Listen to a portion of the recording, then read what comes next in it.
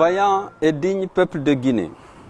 aujourd'hui, le général Mamadi Doumbouya a tombé le masque après avoir cherché pendant 3 ans à gagner du temps et à abuser de la confiance et du soutien de notre peuple. Sa candidature à sa propre succession,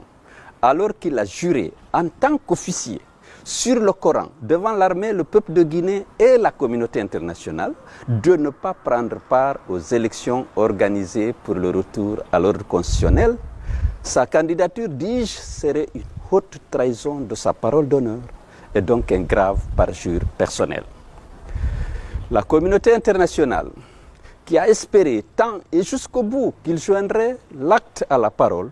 est aussi flouée que notre peuple trahi. À chacun d'entre nous, donc, de prendre ses responsabilités dès maintenant, devant sa conscience et l'histoire, pour empêcher à tout prix et par tous les moyens la forfaiture de se produire, en étant aux côtés du peuple martyr de Guinée dans sa quête légitime de liberté, de justice et de démocratie. J'en appelle donc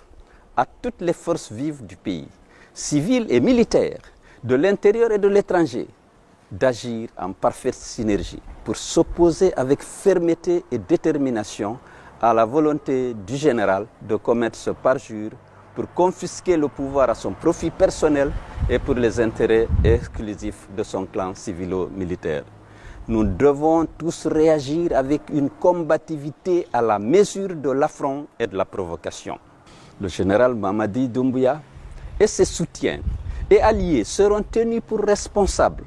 de tout ce qui adviendrait à la suite de l'épreuve de force qu'ils veulent engager avec le peuple de Guinée et de toutes les conséquences de l'acte de défiance qu'ils auront posé en décidant de cette candidature illégale du président de la transition à la prochaine élection présidentielle. Ensemble,